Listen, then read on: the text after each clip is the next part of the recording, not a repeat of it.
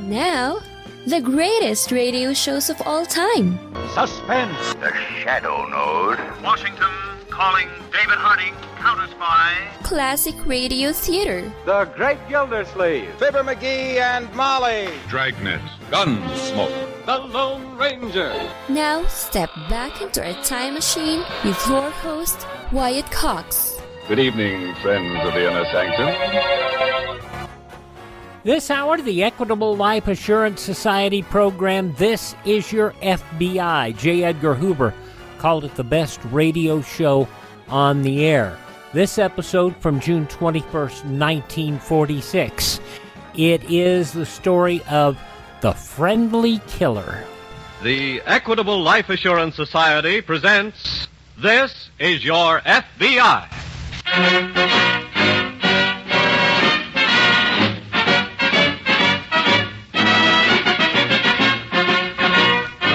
This is Your FBI, an official broadcast from the files of the Federal Bureau of Investigation, presented as a public service by the Equitable Life Assurance Society of the United States and the Equitable Society's representative in your community.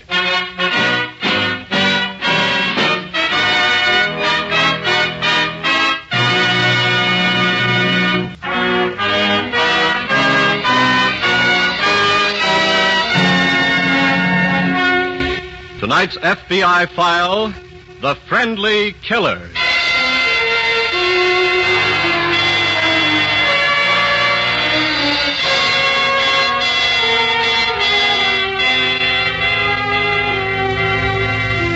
The most alarming feature of the current crime wave in America is not just the fact that it is the largest in the history of the nation. Rather, it is the probability that the majority of those who have helped to make it the largest, the thousands of juvenile and adult beginners in crime, it is the probability that the majority of them will join and thereby expand the ranks of the professional criminals. That is the most alarming part of it. For it is the professional criminals, like those in tonight's case from the files of your FBI, who live solely by preying on the lives and property of others. It is they who form the cancerous area on the moral body of our society. And any permanent increase in their number only spreads the malignancy and shortens the distance to fatal degeneration.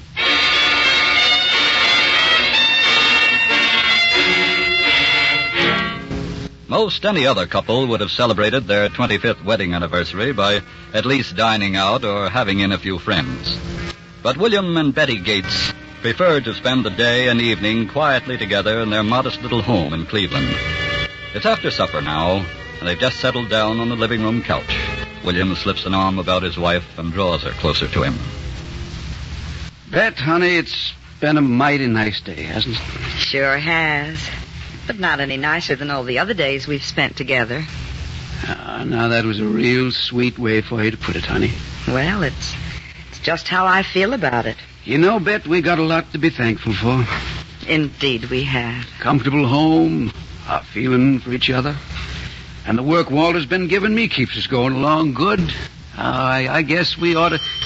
Oh, shucks. Now, who do you suppose that is? Well, I sure hope it's not company, but I better go see. Maybe it's just the paper boy to collect.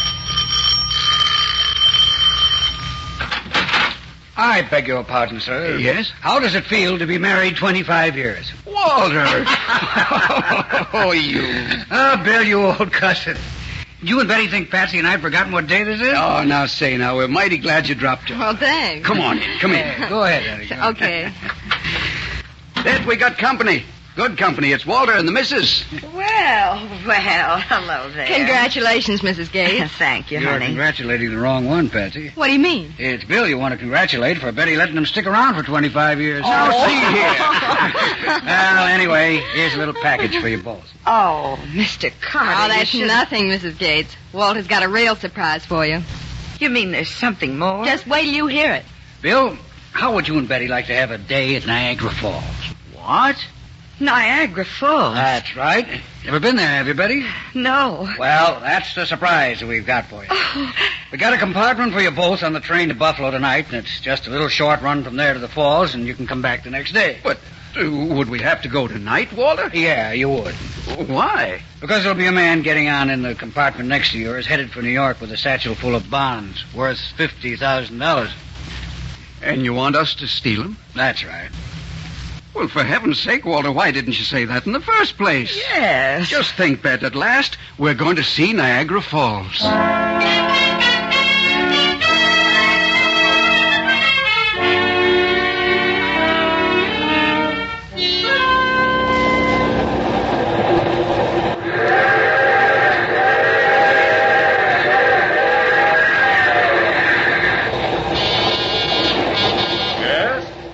Excuse me, friend. You haven't gone to bed yet, have you? Who is it? This is your neighbor in the compartment next door. Oh. Hello there. What's on your mind?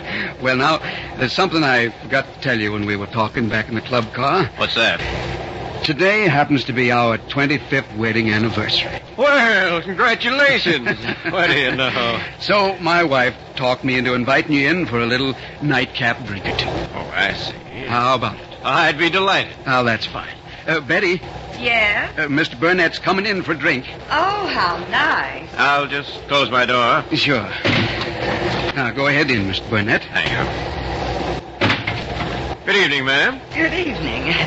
I hope you have a taste for wine, Mr. Burnett. Sure. This is real good. I made it myself. Here you are. Thank you. William? Thank you, Bet. May I propose a toast? Of course. Here's to the love...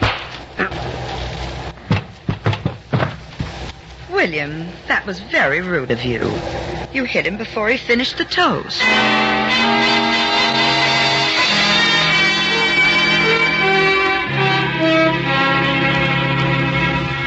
Next morning, in answer to a telegram from the conductor, Special Agent Hugh Miller of the New York office of the FBI met the incoming Cleveland train at Grand Central Station and went immediately to compartment A in car 426. A few minutes later... And when the porter wakened me, Mr. Miller, I was still in their compartment here. And of course, they were gone. And the bonds were gone from your compartment? Yes, sir. You say the couple got off at Buffalo? The conductor said they had booked the compartment only that far. Well, I see they were careful enough to do a little cleaning up before they left the train. How do you mean? The wood and metal surfaces in here seem to have been gone over with a wet cloth recently. They weren't leaving any fingerprints behind. Oh, but surely there must be some kind of clue that would help. Can you give me a good description of the couple? Yes, of course I can. The bonds, what kind were they? Valley Gas and Electric Company, in units of $1,000. Registered? No, sir, just coupon. And they'd certainly have no trouble disposing of them. I'm afraid not. Do you have a list of the serial numbers? Yes, in my office in Cleveland. That'll cost us a little time. They may sell the bonds before we can alert all banks and brokers of the list of the bond numbers. Oh, I can have my office on the phone in a few minutes, Mr. Miller. All right, and have your secretary phone the list to our office there. I'll call the agent in charge there now and give him the story. Good. Then I think you and I had better hop the next plane for Cleveland. Why? The couple boarded the train with you, didn't they? Yes. In all probability, Cleveland is their base, too. They'll likely head back there from Buffalo. I see. Now, let's not waste any more time. Let's make those calls. Right.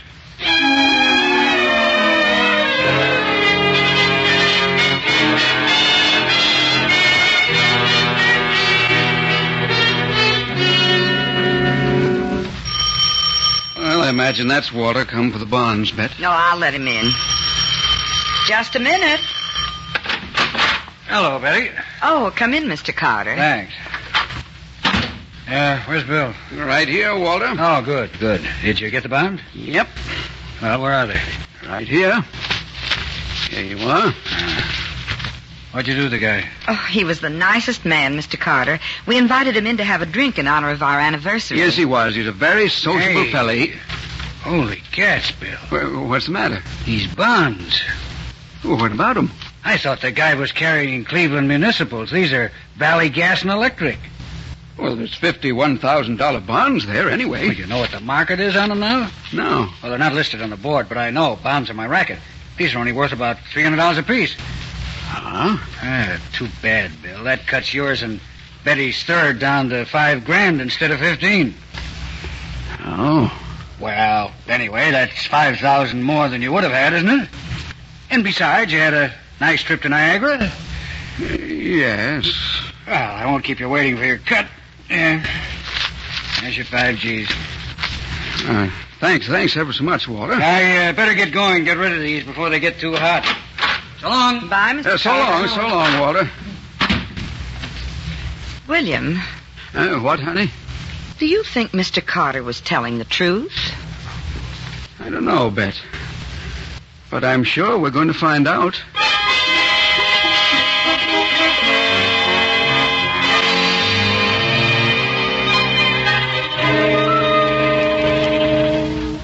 Say, what's the matter with you fellas here in the Cleveland office, Kidder? 24 hours and the bond thief's still at large. Okay, Miller. The next plane from New York leaves in 30 minutes.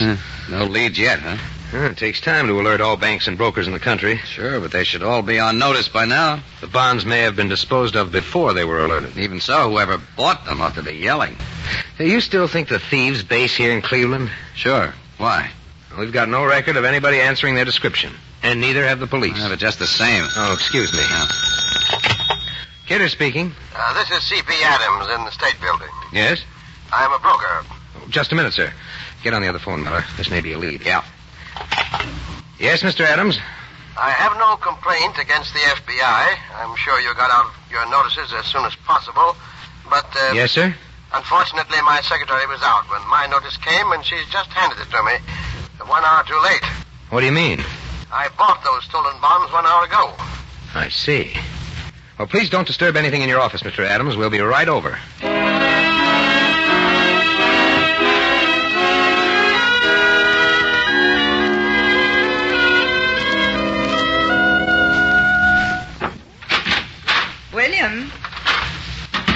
William? Oh, I'm in here, Bets. Oh. Well, been home long, William? Not long. I didn't mean to get home after dark, but I went downtown to do some shopping late, and I met that Mrs. Wilson. Oh, I know what that means, yeah. Oh, yes. Talk for hours, seems like. Yep. Just can't get away from her without... Well, for heaven's sake, William. Isn't that Mr. Carter? That's right. Well, why have you got him gagged and tied up in that chair? Oh, can't you guess? Oh, you found out something. Yes, I'm afraid he was lying about what the bonds were worth. Oh, what a pity. How much they worth? Face value, $50,000 plus interest. Has he already sold them? Yep. Where's the money? Oh, we'll get it all right. Goodness. Imagine him trying to pull a stunt like that. Bet the trouble with crime, there's too many amateurs like Walter in it. His last mistake cost him 2 years. Yes, and he come mighty near getting us in the soup kettle besides. Well, he's got himself in one this time. What are you going to do with him? I was just waiting till you got home and for it to get dark. Oh. Hand me the choker out of the drawer, would you? Oh, sure, dear. Now, look, Walter, I'd like to take your gag out, but the neighbors might hear you and get an idea something was wrong. Will this thing do, William? This, Yes, that's fine. Well, I'm sorry, Walter. Now, I know you don't like being choked, but it'll be all over real soon.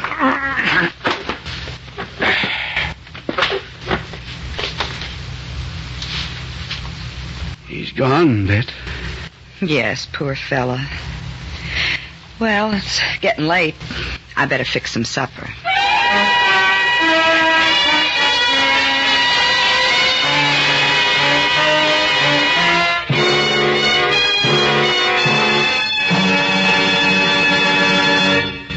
June 21st, 1946. This is your FBI on Classic Radio Theater with Wyatt Cox.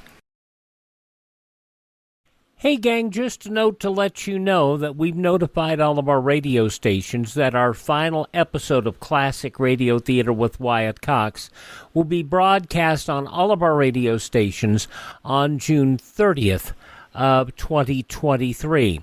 It is not something of your radio station. It's not because you haven't been responsive.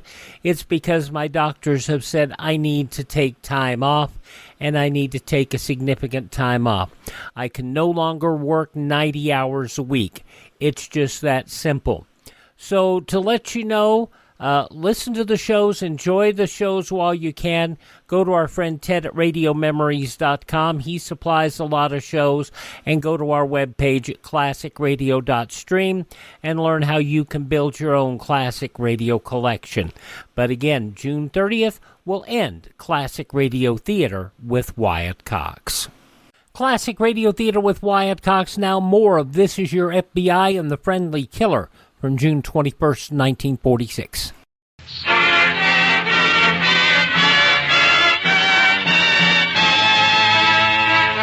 And now back to the FBI file, The Friendly Killer.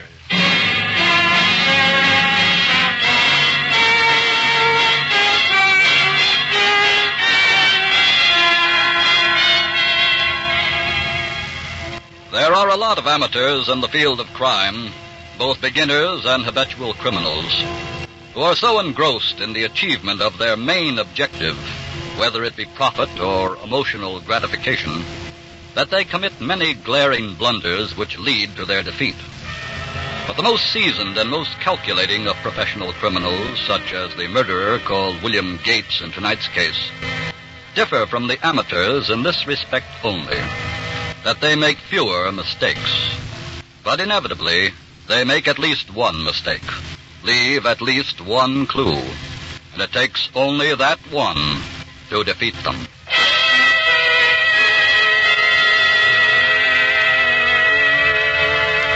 It was only a couple of hours before William Gates and his wife Betty murdered Walter Carter that Special Agent Kidder of the Cleveland FBI office and Special Agent Miller received the telephone call from the bondbroker Adams.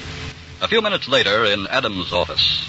You say, Mr. Adams, that you bought the stolen bonds only about an hour before you received our warning notice. Yes, as I told you, Mr. Kidder, my secretary was out when the notice was delivered. Unfortunate timing. That's certainly not your fault. Thank you, sir. The man who sold you the bonds. He gave the name of Jackson, but now that I know they were stolen bonds, I assume that's not his real name. Can you describe him? Well, I'd say he was of medium height and weight, a well-tailored gray suit. Pardon me, sir. You say only medium height? That's right, Mr. Miller. And how old? Oh, I'd judge not more than, under 40 anyway. That's not the man we were looking for, Kidder. How's that, sir? It was a man and his wife, Mr. Adams, who stole the bonds originally. And the man's description doesn't tally with the one you've given. How did you pay him for the bonds? I sent out for the cash. He said he needed it right away for another transaction. I see. Is everything in your office exactly as it was then? I haven't disturbed a thing since our phone conversation. Do you smoke cigarettes, Mr. Adams? No, sir. There's a half-smoked cigarette in your ashtray. Why, he smoked that himself. You positive? Yes. I had to pass him the tray. I remember. And there ought to be a print on that cigarette. Right. We'll take the tray and all if you don't mind, Mr. Adams. Go right ahead. And if you'll give us a more detailed description of the man, we may start getting somewhere pretty fast on this.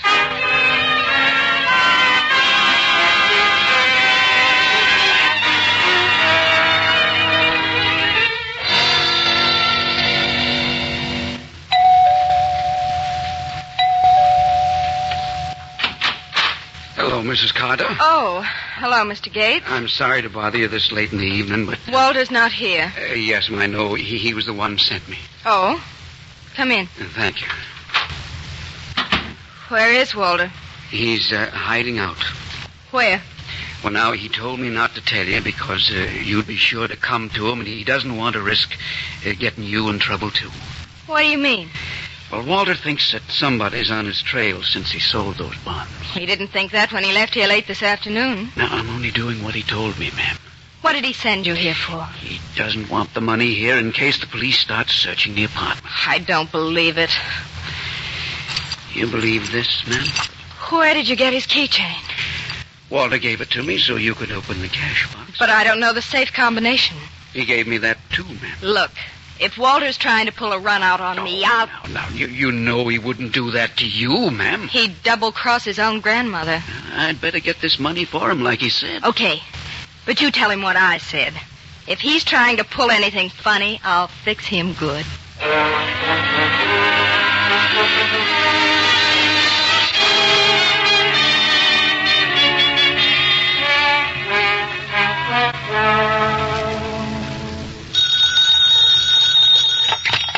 Kidder speaking. Hello, this is Miller. Oh, good morning, Miller.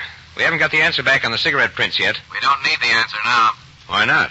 The man who sold the bonds to Adams was Walter Carter. How do you know? The description checks exactly. And the police fished Carter's body out of the river 30 minutes ago.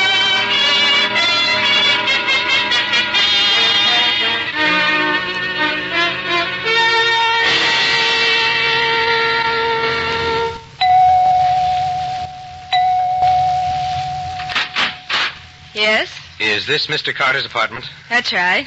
But he's not here. Are you Mrs. Carter? Yes, We're special agents of the FBI. the FBI. We'd like to come in. But Mr. Carter's not here, and This is a search warrant, Mrs. Carter. Oh, come in. Go ahead, Miller. Thanks. When did you see your husband last? Why, he left yesterday afternoon late. Where was he going? He said he was going out of town. Is that all he told you? Yes, he never discusses his business with me. What is your husband's business, Mrs. Carter? Why, he's a promoter. What does he promote? Why, But, look, tell me what this is all about. You don't know, Mrs. Carter? I don't know anything about anything. Your husband sold $50,000 worth of stolen bonds yesterday. What? Where did he get them? And what did he do with the money? I don't know. Mrs. Carter, this morning your husband's body was found floating in the river. Oh. I'm sorry. June 21st, 1946. This is your FBI on Classic Radio Theater with Wyatt Cox. The conclusion, along with another episode of yours truly, Johnny Dollar, follows these messages from your favorite radio station.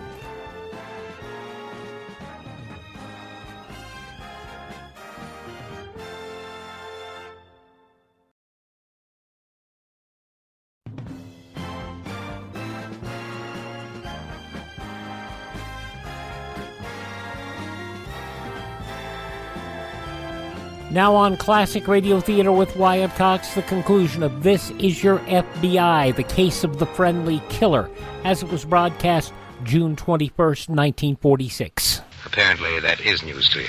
What? Why wouldn't it be? Perhaps you will help us now. It's like I said. I don't know anything about anything. Very well, Mrs. Carter. But if you should think of anything, let us know.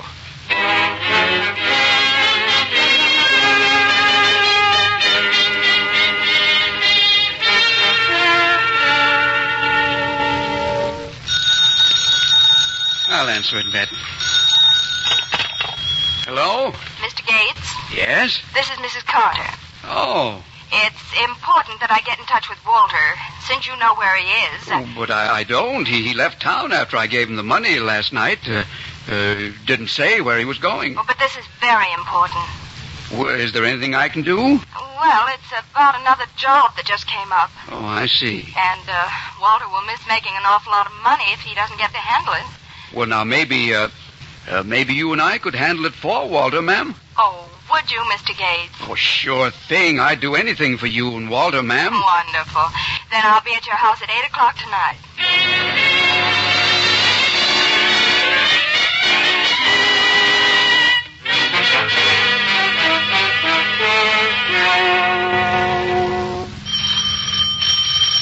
I reckon that's her now, Bet. It's about 8 o'clock. You better be careful, William. She might be up to something. No, I believe she was telling the truth, Bet. Well, I wouldn't be so sure. Well, come in, Mrs. Carter. Thanks.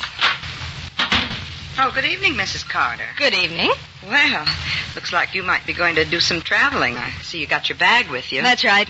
I am going to do some traveling. Oh? I just stopped by to get a little expense money first. What? Well, now, I don't understand, ma'am. You said over the phone something about I wanted a job. to make sure you'd be at home. What did I tell you, William? And now about that expense money. Yes, ma'am. I'll give it to you quick. Walter's body was found in the river this morning. We both know who did it.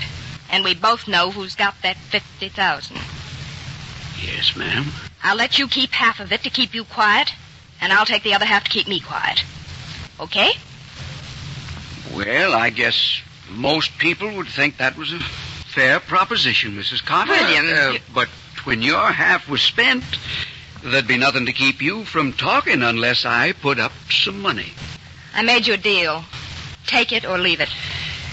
Bet it appears there's only one thing for us to do. Yes. Now, look here. I don't know what you're up to. Get the choker out of the drawer. No, wait a minute. Take your hand off.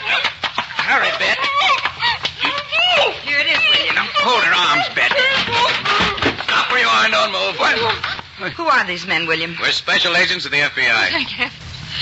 Well, I guess we must have slipped up somewhere, Bet. You did. By murdering Walter Carter. Yes, but And Mrs. Carter. We were sure you knew more than you told us. So we let you lead us here. Come on, all three of you.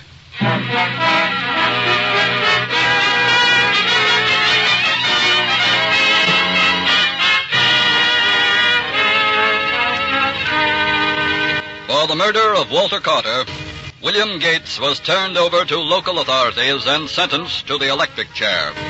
His wife and accomplice received a long prison term, while Carter's widow was given a term in a federal penitentiary for conspiring with her husband in a theft of interstate transportation of property. They were all members of that vast and rapidly growing army of professional criminals in America. Your FBI and your local law enforcement agencies have mobilized to meet this army in a struggle that will decide the moral fate of this nation. But the balance of power is in your hands. It is your cooperation, your vigilance, your determination to stamp out crime. It is these that will decide the issue.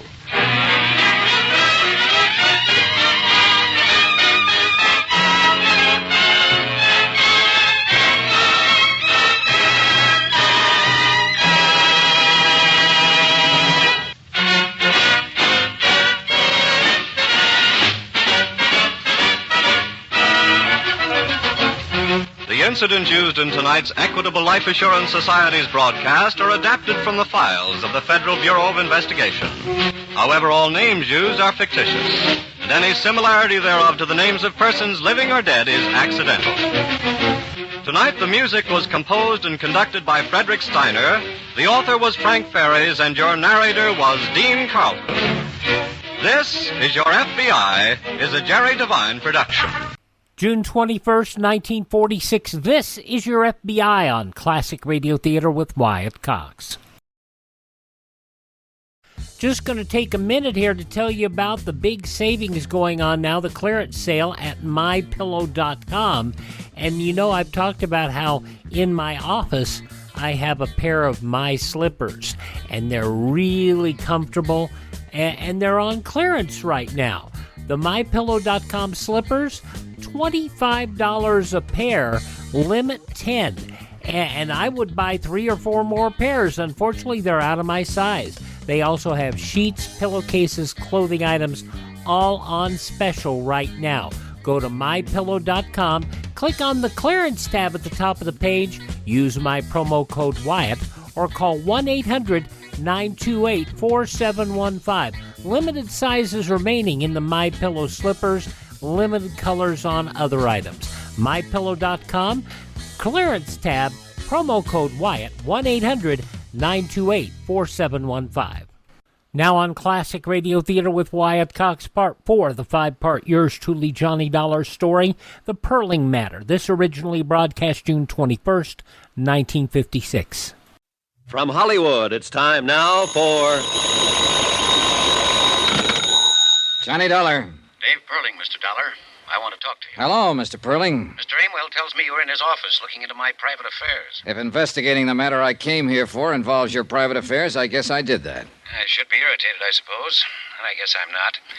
When can I see you? Most any time. How about today? I'll be at my house all day long.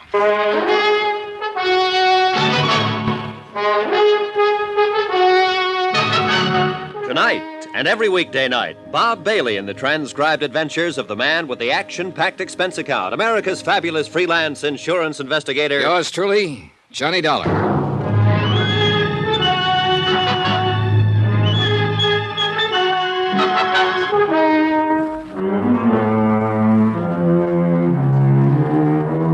Expense account submitted by Special Investigator Johnny Dollar to Eastern Liability and Trust Company, Hartford, Connecticut. The following is an accounting of expenditures during my investigation of the Perling Matter.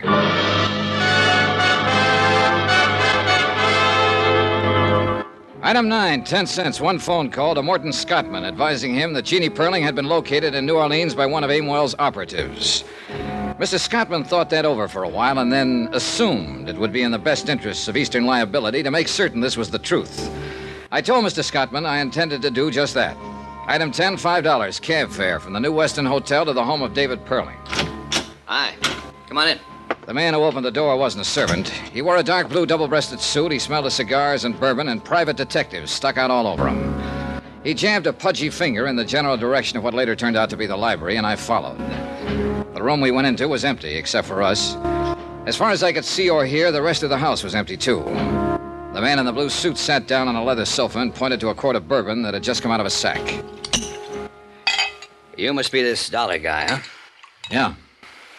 Mr. Perling will be along in a minute. He asked me to say hello to you. By the way, my name's Brad Copeland. I'm one of Niles' men. Niles Aimwell? That's great. Where is Niles? He's with Mr. Perling. They'll be along. Sit down, relax. They said they thought it was about time for a little conference. What for? The girl's been found, hasn't she? Oh, sure. Now they gotta figure some other things out. I'll bet. You don't believe much of this, do you? Nope. Well, then I'll put it this way. I'm the guy who found Jeannie Perling. How about it now? Okay. Look, I got put on this thing because an insurance company executive thought Perling might have had a false death report made on him to juggle some things in the stock market. Oh, that story in the papers about Perling dying, huh? Yeah, Perling paid to have that story printed, all right, but not for any stock market angles. He did it to try and scare up this daughter of his who scrammed away from home a year ago. Now, I found that hard to believe, even after I talked to Niles Aimwell and he told me the agency had been hired to find the girl a year ago. I suppose you're one of the men who's been looking. Yeah, that's about it. No luck either. Then yesterday morning comes a phone call. I don't know who it is, tells me where she's living, what name she's using in New Orleans. I scram down there by plane and check it out. It's all true. So I come back here and here I am. Conference. You found her on a tip from somebody you don't know? Man or woman? Always a man's voice. Wonderful, ain't it, what happens sometimes? How does it look to you? Like a sealed freight car full of nothing. That's the girl down there in UO, all right. I managed that. I picked up her prints and checked them with what we had to go on. But what's what, I don't know. What's Aimwell going to do now? That's why the conference. We see what we'll see. Relax. I tried to do that, but I didn't do very well. Copeland settled to his bourbon, and I picked up and laid down a half a dozen magazines, smoked 2 cigarettes, paced up and down. Finally, I heard a door open somewhere, and Niles Aimwell and David Perling walked in the room. Then Aimwell motioned Copeland to his feet, and both of them left the room without a word. David Perling and I were alone. How much do they pay you, Dollar? Oh, I'm paid well enough. What's that got to do with it? I was just curious, is all. You seem like a competent man. As a matter of fact, the most competent I've met, and that includes Mr. Aimwell and Mr. Copeland. By the way, I just fired them. Really? I don't think I need them anymore now that I know where Jeannie is. Oh? You've had an extraordinary interest in my affairs lately. I'm willing to bet that you won't leave me alone until you're satisfied about my daughter. You'd be right. I want Jeannie to come home. Here, where she belongs. Why don't you go get her? I think that might be difficult under the circumstances. I'm afraid she bears considerable rancor for myself and Mrs. Perling. Perhaps someone like you could, persuade her that it would be the best thing to do. I go down to New Orleans and get her? Exactly. I was going anyway. Oh? Why? Well, offhand, you don't seem like the father who's happy to know that his daughter, whom he hasn't seen or heard from in a year, is alive and well. You haven't made a move to go and pick her up yourself. Also, she was found too soon and too fast after I got in on the picture. You can stop right there. I'm sure I wouldn't even attempt to explain any of those things. I didn't think you would. Or could. I'm on my way to New Orleans, Mr. Perling, to get your daughter. I think she'd be crazy if she came back here, but I'll take it up with her. Do that. I wonder if you'd like to try to explain something else for me. What? Why you were feeling me out a couple of minutes ago to see if I'd buy off. Get out of here. Get out. Why not? Expense account item 11, $113.15. Airfare, incidentals, New York to New Orleans, Louisiana. The temperature was exactly 28 degrees hotter when I landed. In the cab from the field, I peeled off my coat and loosened my tie and took off my hat. I walked into the lobby of the Roosevelt Hotel that way. Everyone else seemed cool enough in linens and tropicals. Everyone except myself and a big blonde giant of a man leaning against the CNS ticket counter. Boy, take Mr. Dollar to 511. The giant smiled when he saw me and stuck out his hand. Well, I'm certainly glad to see you. We thought you'd never get here. Hope you had a pleasant trip. I was okay. I know you're tired and hot and would like to wash up a little and refresh yourself, but the rest of the boys are headquartered in 810. They're mighty anxious to meet you. Mighty anxious. Us Delta cotton growers are going to make it or break it at this convention. Yes, sir. Yes, sir. We sure are, aren't we? As soon as you're cleaned up, you come right over. We have a drink, and I'll show you around the town. Yeah, that'll be swell. 8:10? 8:10. About an hour? About an hour. I'll see you. Hey, clerk. Yes, sir? How long have the Delta cotton growers been in town? Delta cotton growers? Well, they had their convention last month, sir. Who's registered in 810? We have no 810, sir. I'd done someone dirty. When he came over with hand out in front, I was supposed to say, "You got the wrong fellow. My name's Dollar." But I made him play it out for a particular reason. He wanted to know who I was, and he didn't quite know. But then I wanted to know who he was, and I didn't quite know. I wanted to know him because of that .38 strapped under his left arm. It bulged out just enough to make me curious. By 7:30, I'd eaten dinner and found an address on Ursuline Street, the address where Jeannie Perling was living. The mailbox carried that name. It was one of those unpainted apartment houses in the French Quarter, full of heat and low-watt light bulbs. The girl who opened the door was a medium-sized blonde, and she wore a black dress. The girl I was looking for had coal black hair. Yes? How do you do? My name's Johnny Dollar. I came here to see Jeannie Perling. Come in, please. You're a friend of Jean's? In a way, I just came from New York. You know her father, then? Yes. Oh. I'm Janice Floyd, Jean's roommate. This way. Careful, it's a little dark. Sure. Maybe I had the feeling when I saw the black dress. But I knew I had it when Janice Floyd turned and led me through the two large rooms that made the apartment. I thought that was the end of it, but there was one more room. The blonde girl stood to one side so I could see in. The perspiration began to trickle down my face. I knew what was coming. Here she is, Mr. Dollar. She was there, all right. As lovely and as young and beautiful as the picture. There was a candle burning at her head and feet. And she was dead. I don't know how long I stood there in that dark room staring down at her. I think there were other people in there, too. Dark people, heads bowed, hands folded in front of them, all looking at her. How did it happen? Leukemia. You know, didn't you know her very long? No, as a matter of fact, Miss Floyd, I didn't ever know her. I certainly didn't know she was dead when I came here tonight. I hardly expected She asked that it be this way. But who are you? I'm an insurance investigator. From her father? Not exactly, no. Oh, yes, I see it now. You aren't the first one who's been here looking for her. There have been others. Detectives and lawyers trying to get her to go back. What? If he'd loved her, if they'd loved her for just one unselfish moment, she would still be there. Well, Mr. Dollar, she's where her father can't bother her anymore. You tell him that when you go back to New York. Tell him he can stop hiring lawyers and detectives to find her. Now, get out. Expense account item 13, $5, the usual charge in any city for having a legal document copied and photostated. A death certificate verifying the fact that the girl had died on the 20th day of the month. A medical report attached to the certificate named the cause of death as leukemia. I had copies of all these legal documents by 10 o'clock the following morning. I even went through the motions of phoning the desk and asking for a bill and making a plane reservation for that night. I had a feeling someone would be very interested to see me take care of all those things, and I was right. The big blonde man with the .38 happened to be in one corner of the lobby when I paid my bill. He also happened to be at the airport when I picked up my ticket, but then he got careless. I walked through the gate, waited 2 minutes, and slipped back to grab a cab in front, just in time to see him wheel a battered convertible out of the parking lot and head back for town. I followed in my cab. He went to the Ursuline Street address. 2 minutes later, he came out. Expense account, item 14, $8. I let my cab go and strolled up to him just as he was getting in his car. Hiya. What? Look, we've been playing games long enough, don't you think? Well, Why don't you go back to New York and do what you have to do? Deliver this death certificate? I don't believe it. You saw her dead, didn't you? Still don't believe it. That's too bad, because that's the way it is. He got in his car, started it up, drove away. I stood there and watched him go.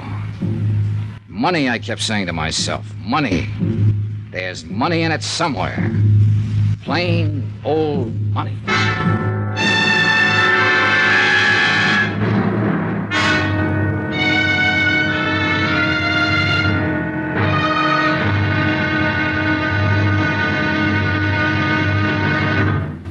Now, here's our star to tell you about the final intriguing episode of this week's story. Tomorrow, there's still money in it. More money than it takes to save a life. Join us, won't you? Yours truly, Johnny Dollar.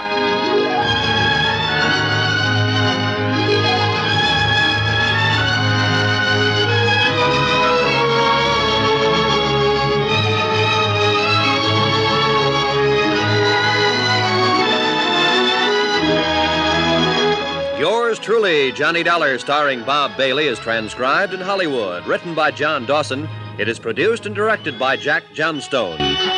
Be sure to join us tomorrow night, same time and station, for the final episode of this week's story of Yours truly, Johnny Dollar. Roy Rowan speaking.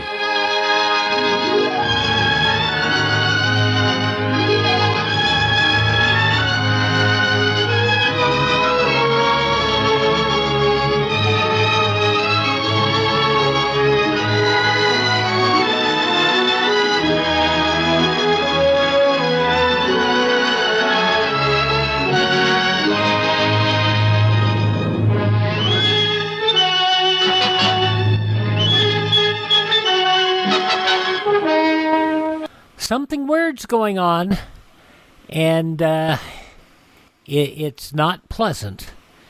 June 21st, 1956, yours truly, Johnny Dollar, here on Classic Radio Theater with Wyatt Cox. Thank you so much for making us a part of your day. Thank this radio station and support their advertisers.